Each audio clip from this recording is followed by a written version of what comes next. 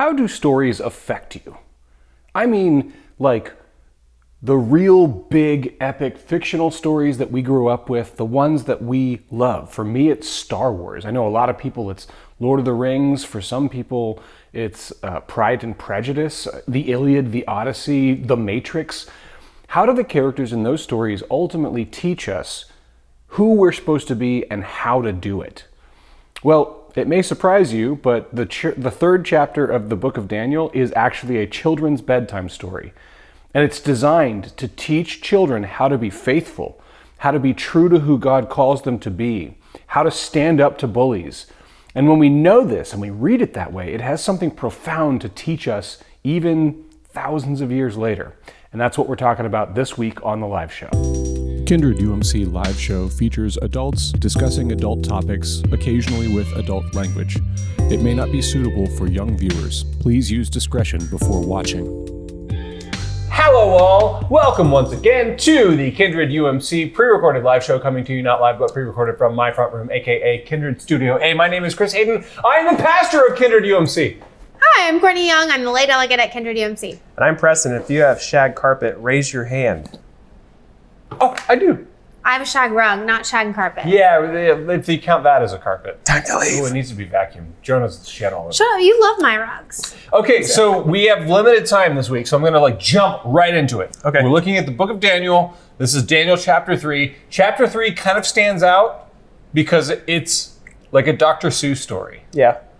And so I have, and this is the reason I'm using my iPad, I'm going to read it as though it was a children's story. So you have to remember, this was originally spoken like around campfires and around like community gatherings. This is a children's story, and you'll understand what I mean when I start to get to it. Okay? So think about this as though it were like a, good night, little one, or green eggs and ham, So sorry. or God bless you. Okay, so here we go. King Nebuchadnezzar made a golden statue whose height was 60 cubits and whose width was 6 cubits. He set it up in the plain of Dura and in the province of Babylon. Then King Nebuchadnezzar sent for the satraps, the prefects, the governors, the counselors, the treasurers, the justices, the magistrates, and all the officials of the provinces to assemble and come to the dedication of the statue that the king Nebuchadnezzar had set up. So the satraps, the prefects, the governors, the counselors, the treasurers, the justices, the magistrates, and all the officials of the provinces assembled for the dedication of the statue that King Nebuchadnezzar had set up. When they were standing before the statue that Nebuchadnezzar had set up, the herald proclaimed aloud, "You are commanded, O peoples, nations, and languages, that when you hear the sound of the horn, pipe, lyre, trigon, harp, drum, and entire musical ensemble, you are to fall down and worship the golden statue that King Nebuchadnezzar had set up." So you can hear kind of the rhythmic, this is Dr. Seussian. There's rhythm going on. And especially when it's not read, but like recited by memory, part of the party trick is that you remember all of the different, like the fun of it is all the repetition. So, verse 6, whoever does not fall down and worship shall immediately be thrown into the furnace of blazing fire. And I like to imagine that when the storyteller is telling this to the children, that whenever the storyteller says furnace, everyone says, of blazing fire. So that's what you have to do. Oh. Okay. This is what you have to do. I was going to throw alcohol. So let's take it again. 6, whoever does not fall down and worship shall immediately be thrown into a furnace of blazing fire. Yeah. Therefore, as soon as all the peoples heard the sound of the horn, pipe, lyre, trigon, harp, drum, and entire musical ensemble, all the peoples, nations, and languages fell down and worshipped the golden statue that King Nebuchadnezzar had made. So it's like this, you can feel the rhythmic nature of this. Okay. Accordingly, at this time, certain Chaldeans came forward to denounced the Jews. They said to King Nebuchadnezzar, "O king, live forever. You, O king, have made a decree that everyone who hears the sound of the horn, pipe, lyre, trigon, harp, drum, and entire musical ensemble shall fall down and worship the golden statue. And whoever does not fall down and worship shall be thrown into the furnace of blazing fire. There are certain Jews whom you have appointed over the affairs of the province of Babylon, Shadrach, Meshach, and Abednego. These men pay no heed to you, O king. They do not serve your gods, and they do not worship the golden statue that you have set up. Then Nebuchadnezzar, in furious rage, commanded Shadrach, Meshach, and Abednego be brought in. So they brought those men before the king. Nebuchadnezzar said to them, "Is it true, O Shadrach, Meshach, and Abednego, that you do not serve my gods, and you do not worship the golden statue that I have set up? Now, if you are ready, when you hear the sound of the horn, pipe, lyre, trigon, harp, drum, the entire musical ensemble, you should fall down and worship the statue that I have made.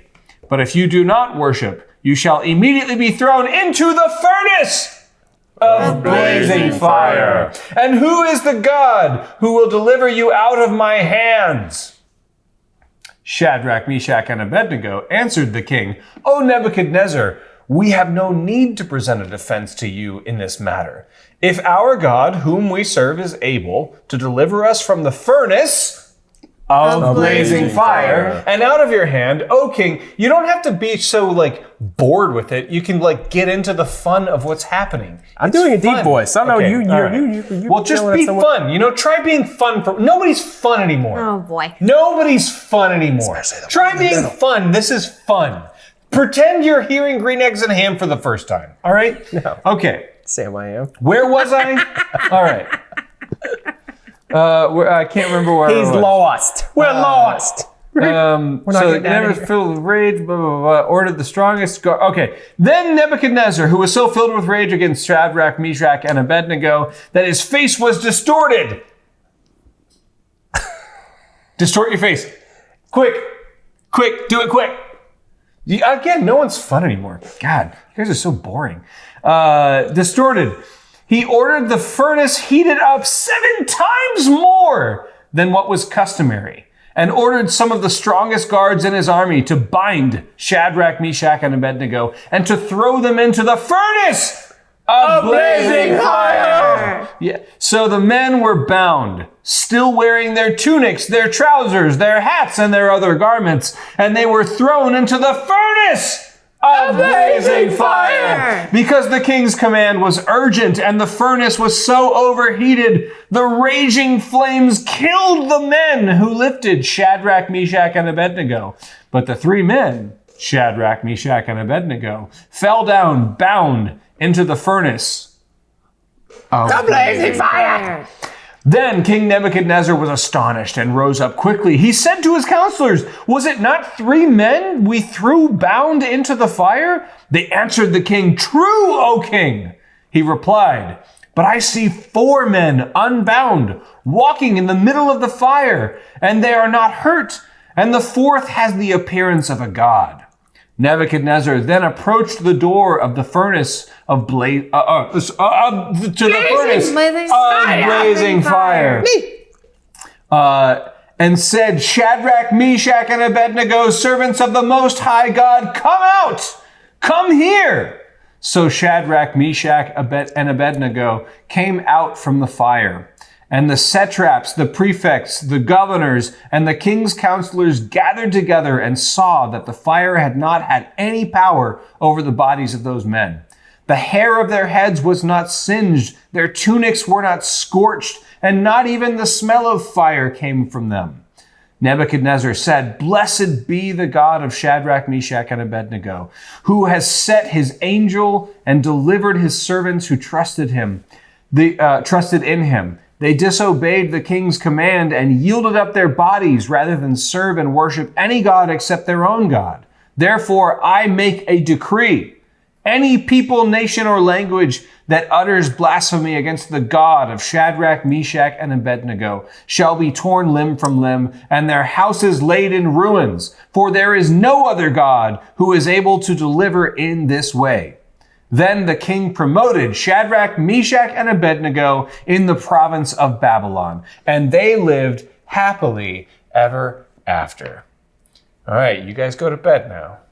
Just take a little breather, and we'll be ready to go to school in the morning. Okay? We'll be right back after these messages. Yeah, it's a children's book, and if you don't read it that way, it doesn't work. Well, that's how I know it. Yeah, I was gonna say. Well, that's It was Sunday school, and then there's Right, VeggieTales. there's a VeggieTales version, and we're like, it's a huge pickle. I bet they don't kill the guards in the VeggieTales. Probably probably not. not. And they also don't have hands. There's weird discrepancies going on. They're all like this. Why is he floating? Why is he floating? Yeah. Like, what's controlling him? So understanding it as a children's story is vitally important, because if you read it literally, then you're like, this god's kind of a jerk. Like, this is a jerk god who is requiring everyone to risk their lives, and then when anybody who gets it wrong, he burns them in a fire alive. Like, and it can get into that type of territory. No, it's a children's story, and the lesson to be learned is about standing up to bullies, being faithful to God even when it's difficult, and these are important lessons. So, so the first thing I want to ask is, because this story is not just a story about, like, oh, we're rooting for Shadrach, Meshach, and Abednego. The invitation from the writer is to actually identify with the heroes of the story and, like, how do I be like them? I want to be like them. And so the question I want to ask is, like, what stories or heroes or characters or ever inspired you, or are you ever related to? I'll go first. Mine is, anyone who knows me for even half a second knows mine is Luke Skywalker. Before I could remember, I knew about Star Wars and I knew about Luke Skywalker, and that character was not just like, oh, I'm rooting for him. It really made me want to be someone who hoped beyond hope that good could redeem over evil, that there was such a thing as justice, that there was such a thing as nobility, and that courage, faithfulness to your friends, faith in a power that's bigger than you, like, all these lessons are things that I actually learned from that character, not because I was trying to learn those lessons, but because I was just enthralled with that story. So where do you land on that? If it has to be fictional, it's Ace Ventura. It doesn't have to be fictional. It's Ace Ventura 100%. Because I could say Jesus It can or be Martin Luther King if you want. It's Martin Luther if I'm going to say one, but that's a little too easy. So I'm going to go the hard route. It's Ace Ventura because he taught me that in life, no matter how many flaws you had, which he had a ton of flaws, he was wrong about a few things here and there, standing up for the powerless, which are in those movies animals that people were abusing, and he was catching it without anyone else knowing in a very silly way, of course. Because he was an advocate for people without a voice? Animals without a voice, yeah. And then in turn, really, he just unveiled the innate silliness of what humans are and how we think we're just in charge of everything, and where there's nature's under our control always. There's no way anyone else can tell us different until nature comes back and tells us otherwise and reminds us. And Ace Ventura had a real funny way of saying, we're also a part of nature, everybody. Please don't. And, there are other things. And there are other things. But a reminder to also keep life as silly as it reminds you that. Also, no one's fun anymore. Yeah, that's another important lesson. Yeah. Courtney, you had an interesting answer as we got ready to record. I'll go real similar to you, but real different. Okay. You'll give me a second. I don't look at fictional heroes, characters as inspiration or seeing myself wanting to be them. I never have. I've always... And that's what's wrong with I've always kind of viewed those things as comfort. I always talk about my comfort shows or my comfort whatever, but not necessarily like Bachelor is a good example. It's Friends or Schitt's Creek. It's something that I can It's another world. Although that it's I can interesting because even Friends, I wanted to be like Chandler, just always having a quip, always kind of above everything. Yep. I've always seen it as a story. The closest thing I have to that experience would be I was really big into metal and screamo music growing up, and I would go to Warped Tour and kind of similar to what you were saying about, they would give like a Warped voice Tour. for the voiceless and stuff. Like That is these, a time capsule statement. these right heavy like metal like screamo artists would like really take the time to like actually connect with their fans. So let's press into it. What is it about that like connected with you and like there's something that you maybe didn't like admire heroically, but like there's something you connected with there. What is it? Yeah, I mean, a lot of the like, I think it was the being able to vocalize real feelings. That was like the biggest thing was in their music. All of the things they would write felt very real and they felt very parallel to my experience because I found emo music when my parents were going through divorce and I was at like a really like rough, low point. Yeah. And a painful situation. And this is correct me if I'm wrong. I'm saying this like a statement. I mean it as a question. You are given permission through this music to actually talk about the things that you're not really allowed to talk about. Yeah, and it was also very hopeful. Like a lot of these big screamo artists were also like big into Christianity and would like use screamo music to like actually give people messages of hope and like life and there's more that can come for this. And so I really connected with that. But it's like a physical version of passion. You're like watching their veins pop out of their forehead and jugular. Like, there's a literal connection between physicality and emotionality. Like they're giving voice right now to the voice. There was definitely a lot of I'm allowed to be angry. They're like, I'm allowed to like with identify with this. Yes. So one of the main things I want to talk about, especially from the perspective of this being a children's story, and this idea that the writer is inviting us to take on the qualities of the hero, not just root for the heroes, but to become the heroes.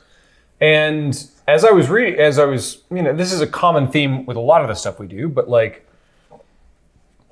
this Shadrach, Meshach, and Abednego trio seem to be very committed, very faithful, and willing to like stand up to bullies, stand up to the point of going into a furnace. And they're like, yeah, no, we trust our God and we're willing to. And the thing that occurred to me is that that's not a thing that happens just by accident.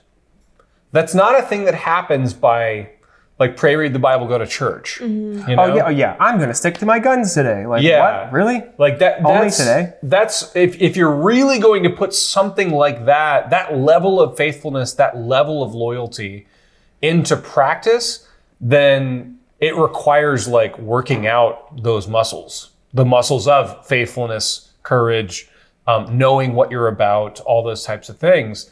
And so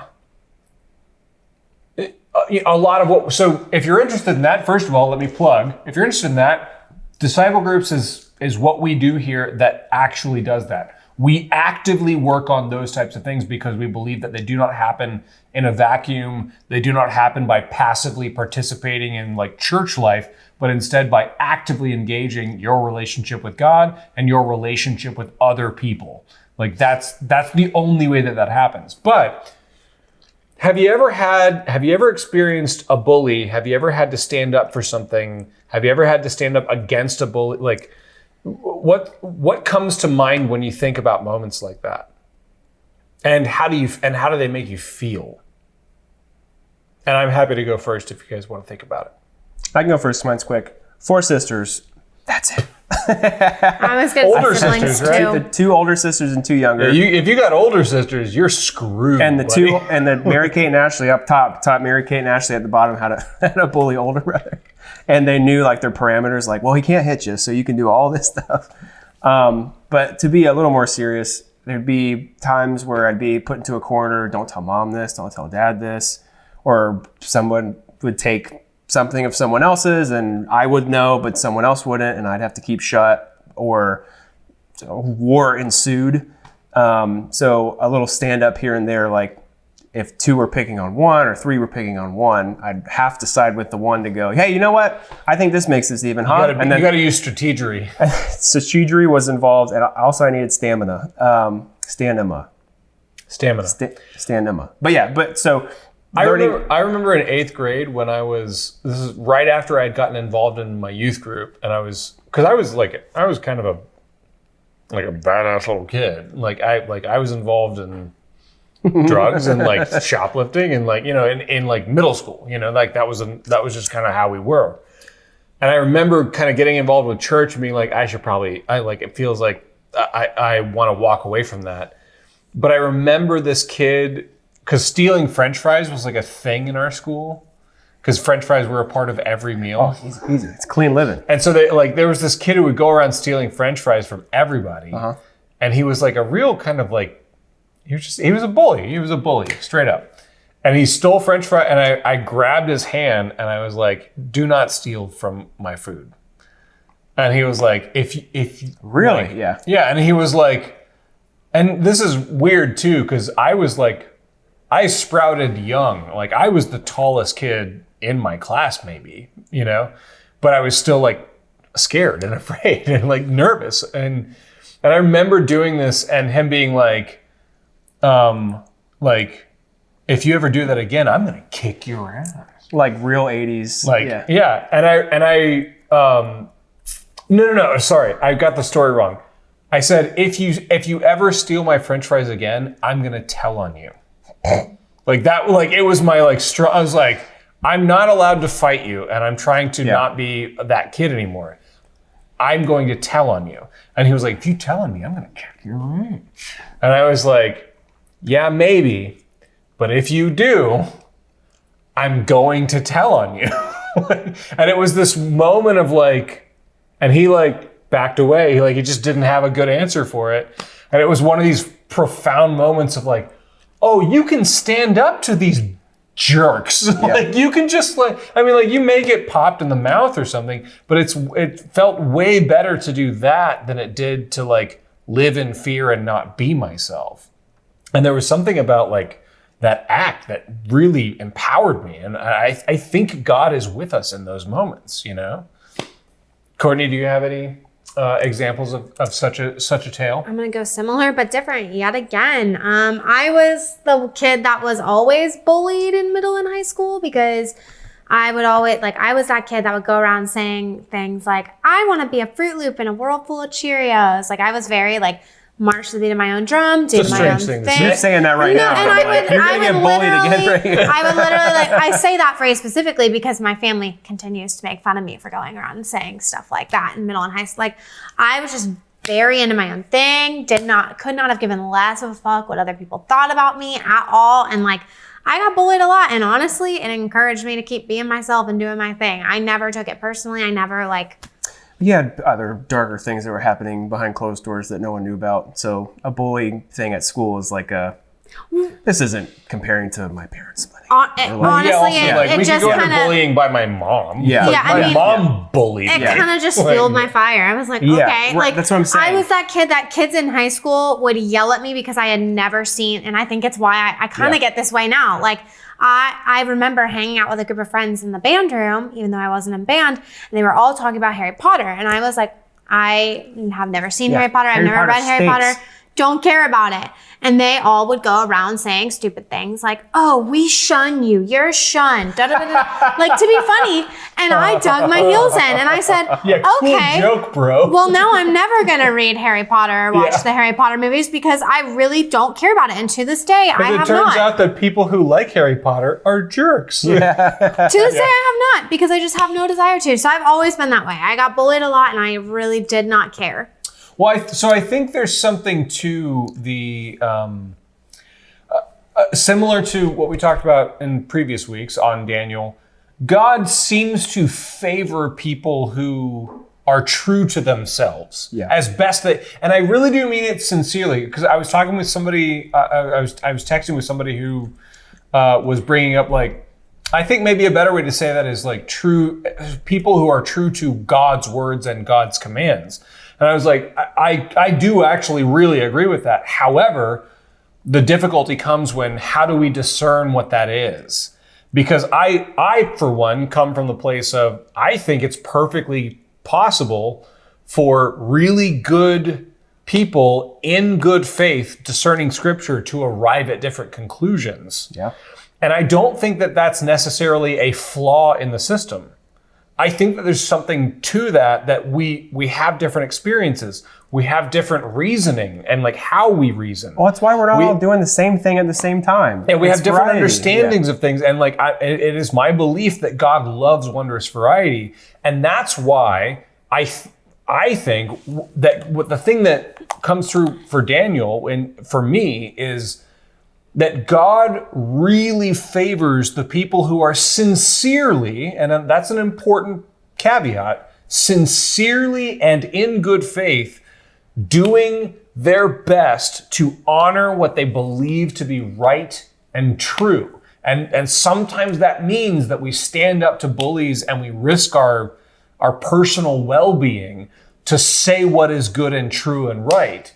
And also sometimes that means we humbly accept when we're wrong and when somebody else has another good point to make. And God honors all of that. I was going to say there's a thin line between standing up to the bully and then slowly becoming right. And that is the difficulty. where only I know is right and my thumb's on you now. Yeah. So, with that nuanced conclusion, shall we, we've run out of time, so shall we, may the Lord bless you and keep you. May the Lord make his face to shine upon you and be gracious unto you. May the Lord lift up his countenance upon you and give you peace. Amen.